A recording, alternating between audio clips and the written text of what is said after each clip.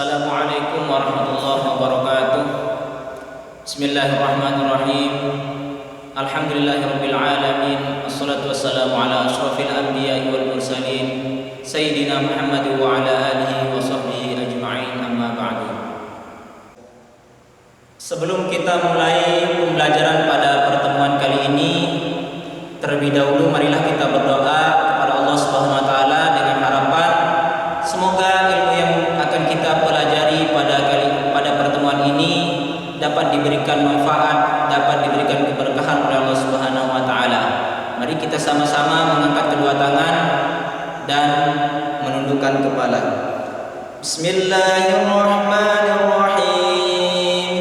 Rabbi zidni ilma warzuqni fahma.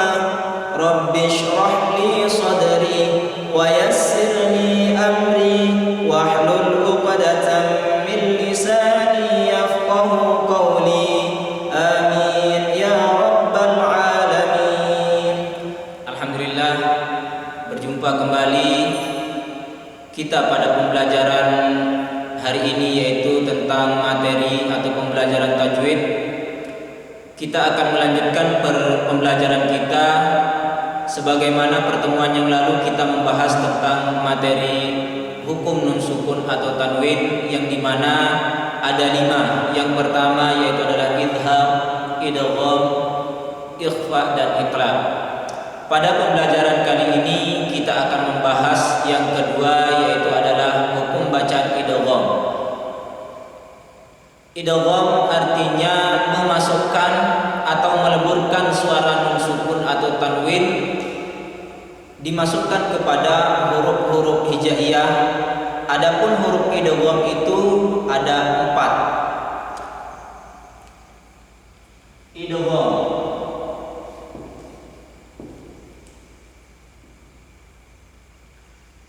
Idgham ini artinya memasukkan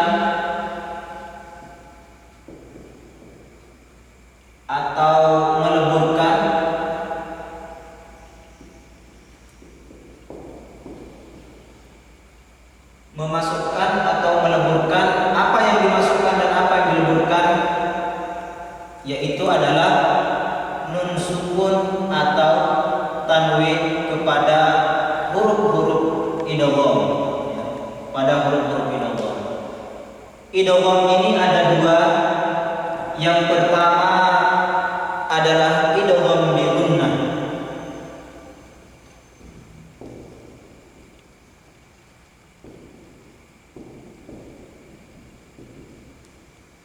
Yang kedua idgham bila gunnah.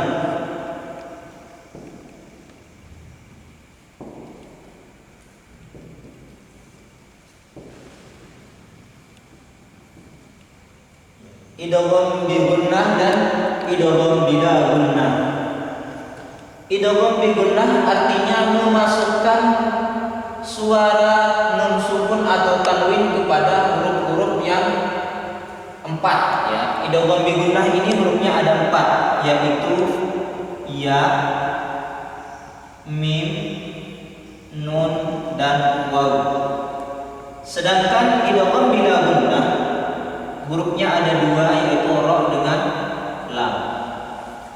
Nah, jadi idgham bi gunnah artinya memasukkan suara nun sukun atau tanwin kepada huruf yang 4, yaitu ya, mim, nun dan waw, yang disertai dengan gunnah atau dengungan.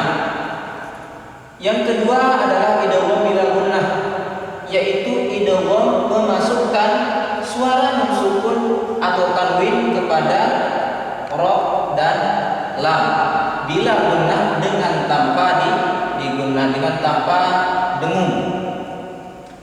Kita lanjutkan saja ke contoh supaya lebih memahami bagaimana bacaan idgham bi gunnah dan bagaimana bacaan idgham bila gunnah.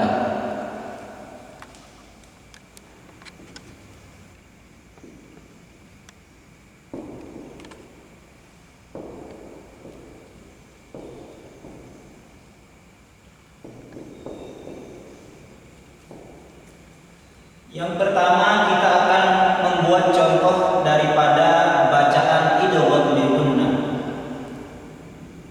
yaitu apabila nun sukun atau tanwin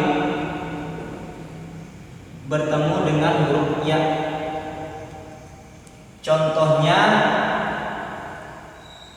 may yaqulu.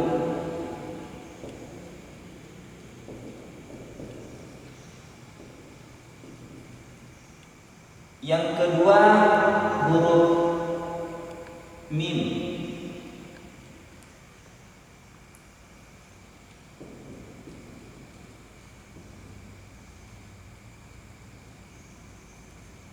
Yang ketiga huruf nun.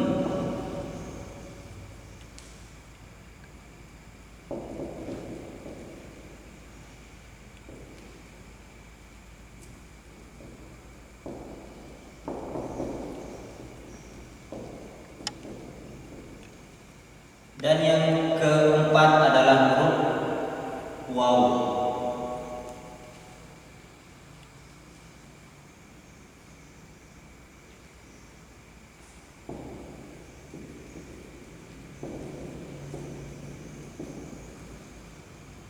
Yang kedua idgham bila gunnah.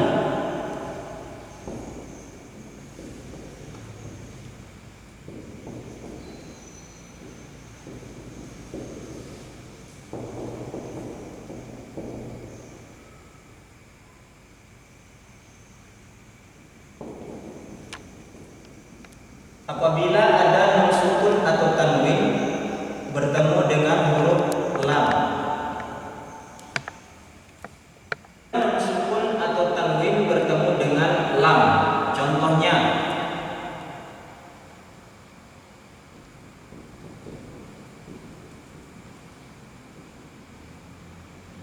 khairul lakum. Yang kedua roh. Pada contoh lapas mir rabbihim.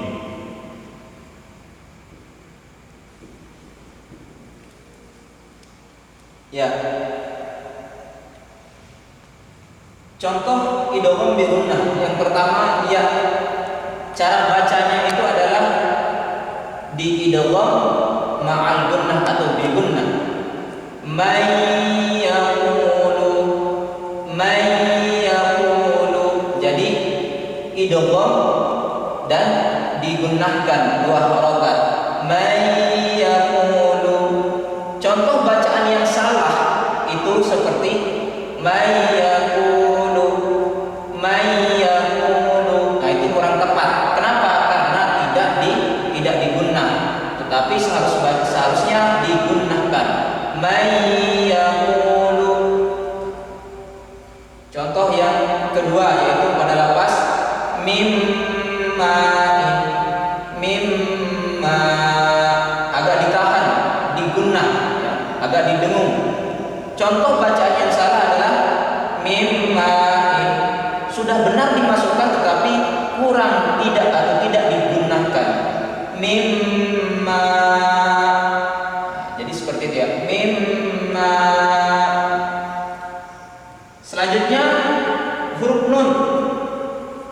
An-nafsin syai'a. Sekali lagi. An-nafsin syai'a. Jadi digunakan kepada huruf nun. Ditahan kepada huruf nun. Contoh bacaan yang salah. An-nafsin syai'a. Sekali lagi. An-nafsin syai'a. Nah, itu kurang tepat, tidak digunakan.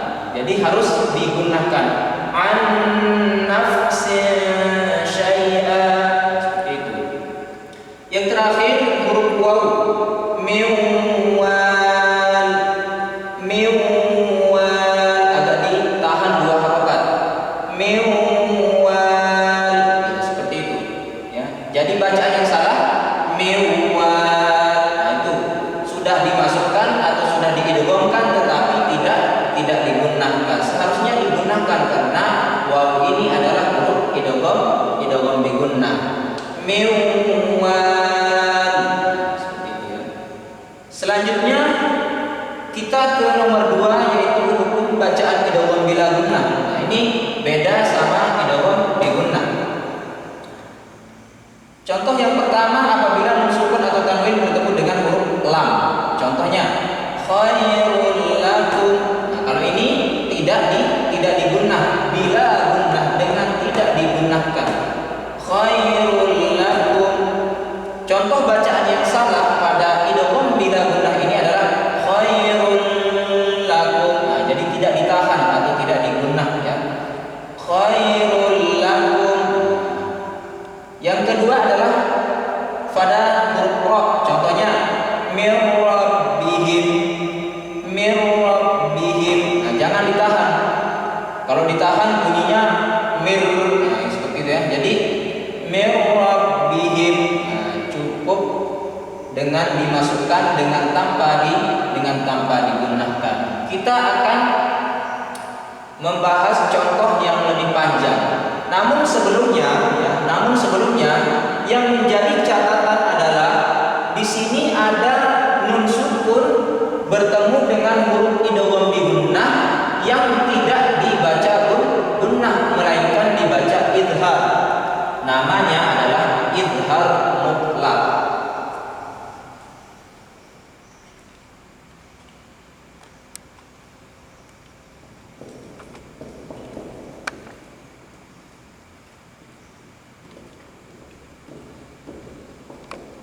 Jadi idhar mutlak. Ya, kemarin kita sudah membahas idhar, yaitu adalah bacaan yang jelas, ya. Jelas secara mutlak. Jadi tidak dibaca idgham bi gunnah. Apa saja huruf-hurufnya idhar mutlak ini? Yaitu adalah nun dan waw, ya. Nun dan waw. Apabila nun dan waw ini bertemu dengan nun sukun di dalam satu kalimat, ya.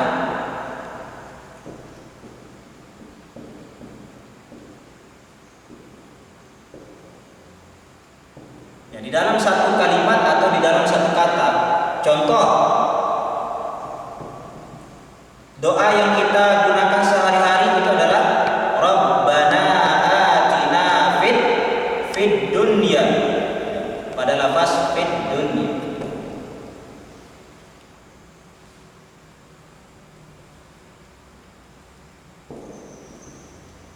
Fit dunia.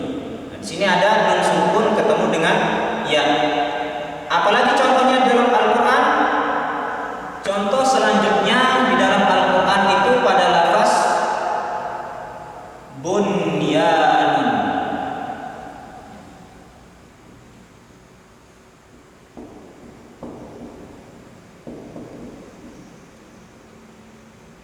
Ada juga qinwanun.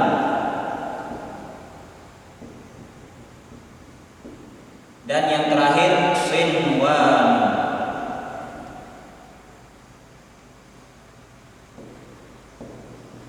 Kalau tidak salah di dalam Al-Qur'an itu cuma ada 4 lafaz ini yang dibaca idhar, ya, dalam satu kalimat. Di dalam satu kalimat. Coba kita bedakan dengan bacaan idgham. Kalau idgham itu tidak di dalam satu kalimat, ya. Jadi contohnya ini nun sukun ketemu ya. Man ini satu kalimat, yaqulu ini satu kalimat atau satu kata. Min satu kalimat, ma'in juga satu kalimat. Ini juga an satu kalimat atau satu kata, nafsin syai'a min wadin. Nah, kalau ini dunia satu kata, bunya satu kata, tinwa satu kata, dan sinwa satu kata. Pembacaannya namanya idhar mutlak. Jadi nun sukun ini dibaca idhar, dibaca jelas. Jadi suara nun sukun atau nun mati ini dibaca jelas. Dunia. Jadi tidak diidgham bi gunnah, tidak dibaca fid dunya. Jadi kita tidak pernah berdoa Rabbana atina fid dunya, tetapi fid dunya dibaca idhar. Yang kedua, bunya tidak dibaca buya. Qinwa tidak dibaca qewwa. Sinwa juga tidak dibaca siwa. Ini namanya adalah hukum bacaan idhar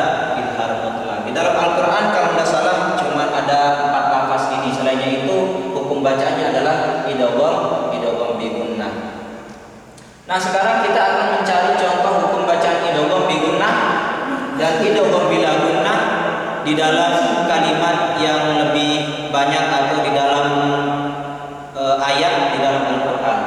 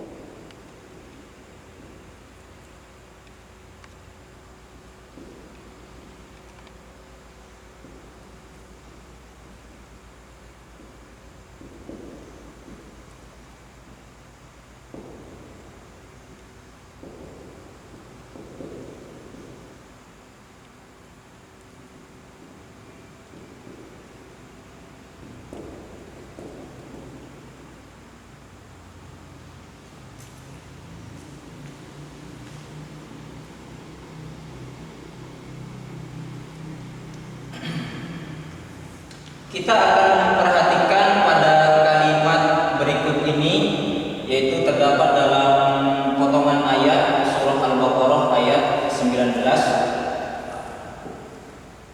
A'udzu billahi minasy syaithanir rajim.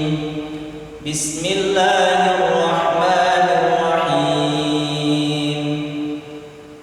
Aw qasaybin minas samaa'i fihi dhulumatun wa ra'dun wa barq. Pada potongan kalimat ini ada 3 hukum bacaan idgham bi gunnah. Yang pertama adalah qasaybin minas samaa'i, yaitu baknya tanwin atau kasratain bertemu dengan huruf mim. Jadi apabila tanwin bertemu dengan mim, hukum bacaannya adalah idgham bi gunnah. Yang kedua pada lafaz dzulumatun wa ra'dun wa barq. Yang kedua adalah tanwin atau dhammatain bertemu dengan huruf waw. Ini juga hukum bacaannya adalah idgham bi gunnah. Dan yang ketiga juga sama, tanwin bertemu dengan huruf waw, yaitu hukum bacaannya idgham bi gunnah, ya.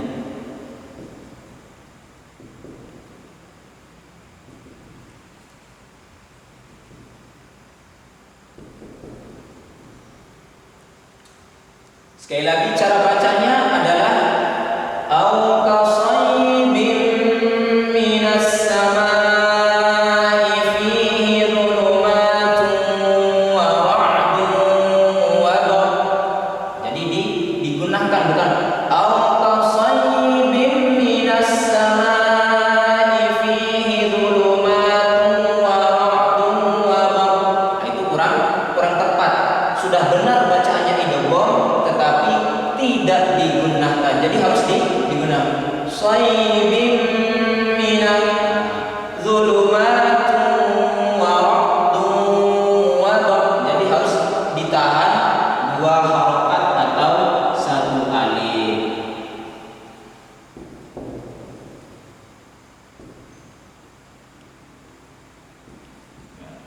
Dua harokat atau 1 alif. Selanjutnya kita akan mencari contoh hukum bacaan idgham bila gunnah pada lafaz berikut ini.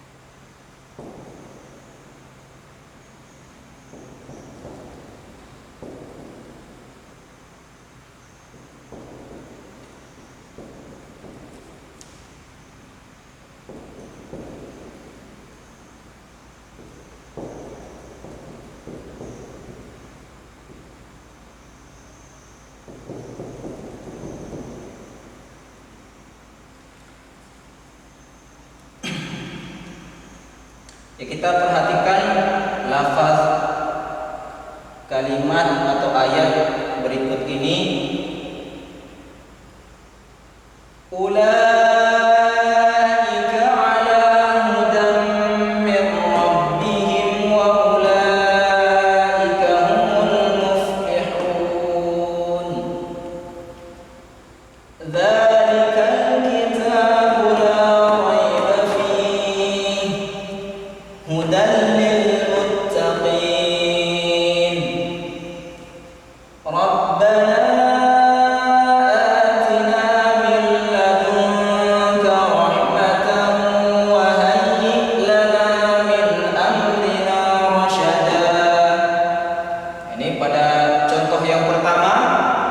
kita akan mencari hukum bacaan idgham bi gunnah dan idgham bila gunnah. Yang pertama di sini terdapat hukum bacaan idgham bi gunnah, yaitu pada lafaz hudan min rabbihim, yaitu tanwin bertemu dengan huruf mim. Contoh hukum bacanya adalah idgham bi gunnah, hudan. Yang kedua adalah hukum bacaan idgham bila gunnah, yaitu nun sukun bertemu dengan ra. Ini tadi bertemu dengan mim, bertemu dengan ra. Hudan mir rabbihim, jadi idgham bila gunnah, dimasukkan atau dihilangkan suara nun, dimasukkan kepada huruf ra bila gunnah dengan tanpa digunnahkan.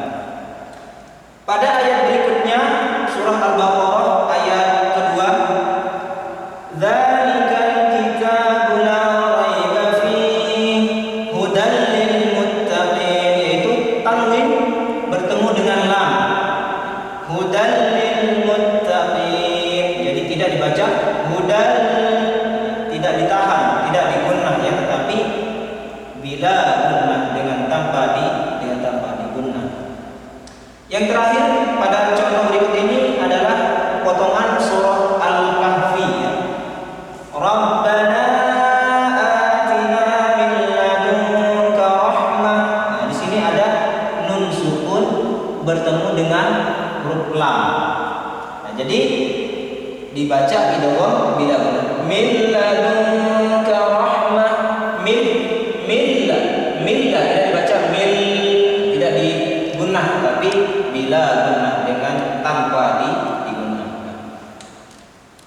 Mungkin cukup sekian pertemuan kita pada pembelajaran kali ini.